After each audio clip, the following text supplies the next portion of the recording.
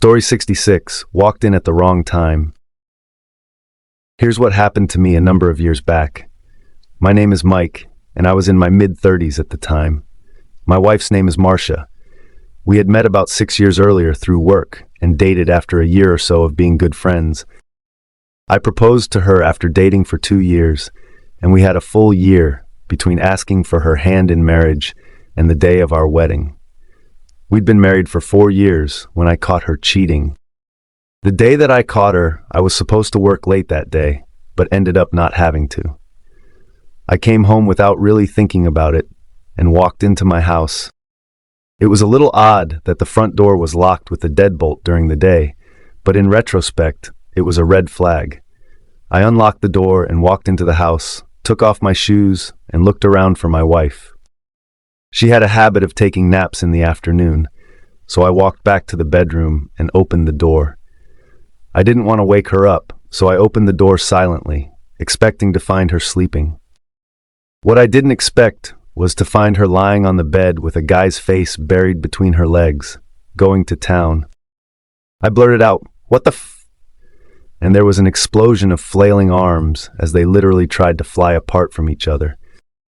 Marcia was lying there with her regular yoga pants that she wore almost every day, lying on the bed next to her. The dude was half-dressed in business casual. He had his shirt on, and his pants were pulled down to his ankles. The part that is burned into my brain is that the guy still had his junk out as he bolted past me, trying to pull his pants up. He ended up pushing past and literally ran from my house.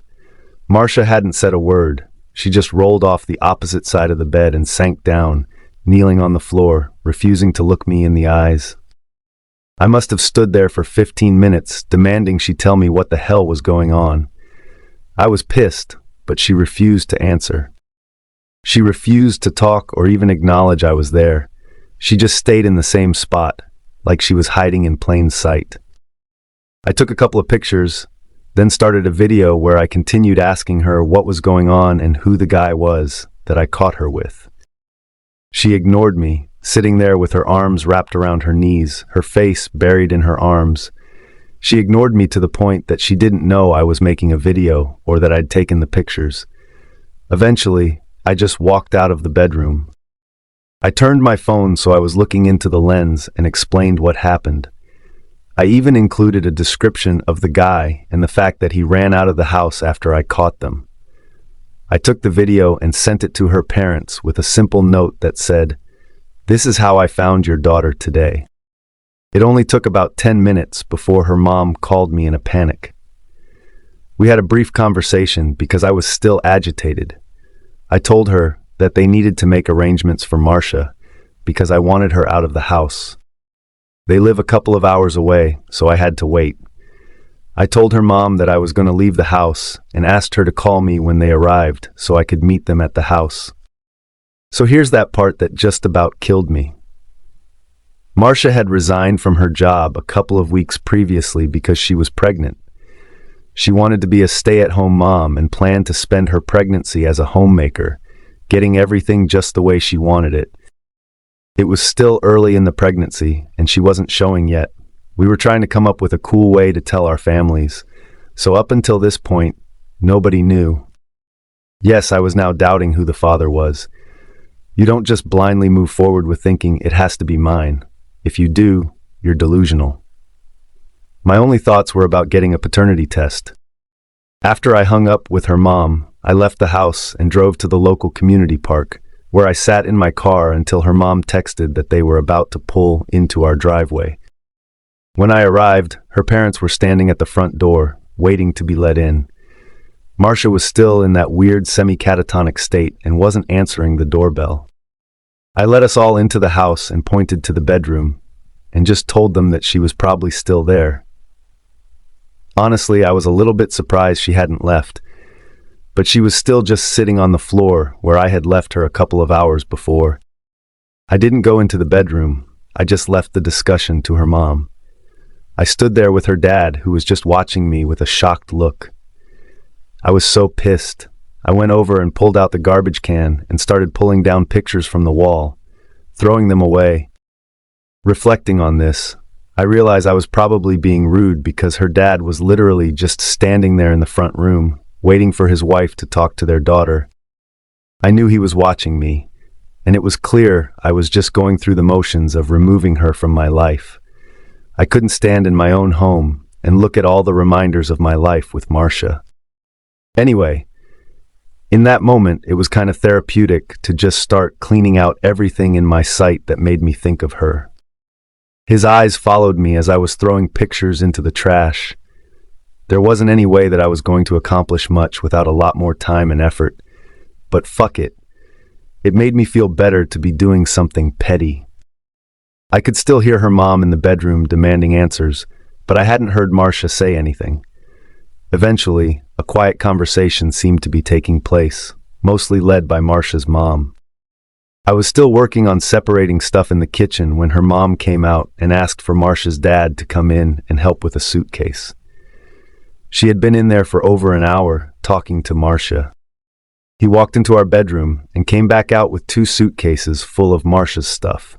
He gave me a nod and walked out of the house with the luggage. Marcia and her mom emerged, with her mom carrying another bag, and they walked out of the house without a word. Marcia did look around, and I could tell she noticed the garbage can and the bare wall, but she didn't say anything as they walked out to their car. Her mom came back to the house and looked at what I was doing. She didn't say anything, but it was obvious she was on the verge of tears. She told me that they'd take Marcia with them while I figured out what I was going to do. She was looking at the garbage can and a small pile of Marcia's stuff, so I'm sure she was well aware of my plans. For whatever reason, she felt it was necessary to tell me that the guy was Marcia's ex-boyfriend from before we even met. She said that Marcia explained the guy came into town for a business trip and reached out to Marcia to catch up. At least she didn't try to give me any excuses for my wife's cheating. She got a pinched look on her face and told me the guy was married and had kids. Then he said that the reason they'd broken up was that the guy had cheated on her with the woman he was currently married to. So yeah, he cheated on her, then she cheated on me with him. She then said that Marcia said this was the first time they had seen each other or even talked since they'd broken up a couple of years before we met.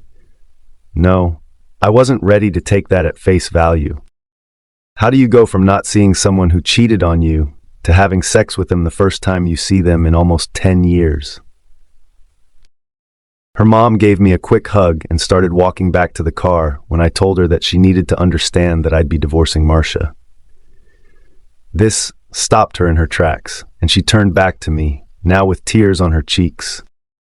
She didn't get a chance to say anything before I told her that I'd also be insisting on a paternity test for the baby. She had the most bizarre, confused look on her face because that statement stunned her. I told her that I'd have Marcia served at their house. I didn't want to surprise them when the divorce was initiated. Her mom just looked at me and said, "Baby?" I nodded and told her Marcia is pregnant. Then I closed the door in her face. It took me a couple of weeks to find a good lawyer and get the divorce moving. Without going through the agonizing details, I provided them with 2 pictures and the video to support my reasons for seeking the divorce. Marital infidelity was the reason listed for divorce, but it didn't matter because Marcia never fought it in any way. She signed the paperwork after being served and had it mailed back to my lawyer. We divided everything we'd built during our time together. She did not get spousal support. The court ordered that paternity testing be done at the birth of the baby before recording the father on the birth certificate. It turned out that I'm the father. This complicated my life in both good and bad ways. For the first year after our divorce, I refused to talk to my ex. Eventually, when our daughter started preschool, we had to sit down and work out how to co-parent. It went without any real issues, except for the distance from where I lived and where she lived with her parents. She took primary custody, but the support divide was 50-50. With the even split on custody, my child support was minimal, but I was required to keep her on my medical, which I was already planning on. The only strange thing Marcia did was bring proof showing she had taken a lie detector test, complete with a list of questions. most of which I had been demanding of her when I caught her. I didn't even realize you could do that. It showed that she was telling the truth, that she had never cheated on me previously, and that she loved me. Anyway, I thought it was strange for her to do that, since it didn't undo her getting caught receiving oral from her ex. In a way, I guess I didn't have to worry about her being in some sort of full-blown affair. Marcia continued living with her parents. I doubled the child support to ensure she had enough money for all her necessities, and I offered to help pay for the music lessons she was starting. She continued to be a stay-at-home mom until our daughter started preschool, then got a part-time job while her parents watched our daughter during the day after school. I get her 3 weekends a month and my choice of holidays, but we don't fight about who gets her when. It's a bit complicated because she lives a couple of hours away and is in school. We had agreed that when she turns 13, we'll let her decide where she wants to stay. Since they live 2 hours away, she traveled to bring our daughter to me, and then I drove her back to her parents' place. It wasn't ideal, but it worked well enough. Marcia eventually asked to talk to me. She had some sort of mental break after she was caught. I don't even pretend to understand, but she was seeing a psychologist for a while. She's okay now, for whatever it's worth.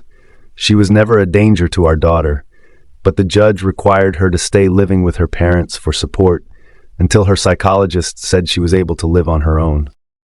Marcia's ex thought he'd gotten away clean, but I told Marcia that if she expected us to work together as a family, she needed to inform her ex's wife about what happened. It didn't take much to talk her into this, as I think she knew I needed some sort of revenge. AP's wife left him.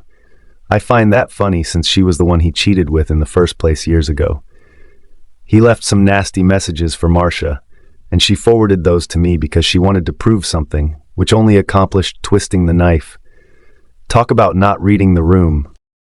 It's been a few years now, and we're still a broken family unit, but we're working on trying to raise our daughter as best we can. Marcia at one point asked if we could be friends. It's somewhat strange for my former wife to look me in the eyes and ask me to be her friend, given that our co-parenting situation necessitates a reasonably cordial relationship. Anyway, Marcia hadn't dated, to my knowledge. I'd had a few dates and had a girlfriend briefly that devastated Marcia, but I wasn't really looking to get married again. Ever. I'll finish this with an admission that sometime after Marcia proposed to be friends, she came over to drop our daughter off when I was at a particularly bad place, for reasons I don't really want to go into. Marcia walked up to me and held me for probably 15 minutes. Then on her next visit, she came into the house, put our daughter to bed, took my hand, and walked me into the bedroom. That was the first time that we had been together since the day I caught her with her ex. She hasn't talked about it or tried to push any sort of connection. We've fallen into what I guess people call a situationship. She comes over every other weekend and sometimes spends the night with me. As much as I want to hate her, I can't. I don't know why.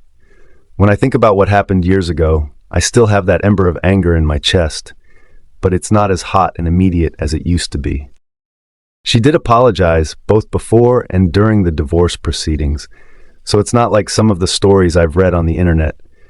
She was never evil or mean or selfish to the point that she couldn't see what she'd done. She cried and did everything she could to talk me out of leaving. It's not as easy as I expected it to be. You lose yourself when you have kids, and my daughter is old enough now to want to be with both of us. She asked Marcia one day, when she dropped her off at my place, if we could all live together again. Marcia made a comment, "Not right now, sweetie," and abruptly turned and walked out the door. As she walked towards her car, I could hear her sobbing. She's invited me to come to her parents' house this coming Christmas. I honestly don't know what to do. I'm confused, angry, sad, and lost, but I want to be with my daughter every single day. Does it make me a bad person to put that before everything else? I'll end this by pissing off a lot of people out there in the land of the internet to say that Marcia and I are spending more time together. I told her that, regardless of how we work things out, we would never remarry. She seems okay with that, and just wants me to be back in my daughter's life full time. I'm curious to hear what people think about cohabiting with an ex-partner you share a child with. We still have a semi-regular intimate life, but one thing that I just can't bring myself to do is what I caught her doing with her ex. For some reason, it just makes me sick to my stomach just thinking about that. So am I a fool, or should I give this a chance? I can tell it makes my daughter happy when we're together. I know from reading a lot of posts on the internet that there is a very vocal group that will call me a simp or a beta, etc., because they aren't in my situation. Whatever you think is fine by me, I just want to be with my daughter. I only post new and unique content. Please like and subscribe.